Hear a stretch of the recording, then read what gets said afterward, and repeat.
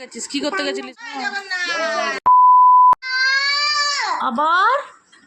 এদিকে রথ তোমার সাজানো হচ্ছে, বাবা লাইট ফিটিং করছে, দেখি লাইট লাগিয়েছে, এই যে লাইট। তো বাবা এখন এগুলোই ফিটিং করছে। আর এই রথটা কিন্তু ওর বাবা নিজের হাতে বানিয়েছে। রথ কমপ্লিট আমাদের। অন্ধকারে ভালো লাগছে বেশি, পারবো না।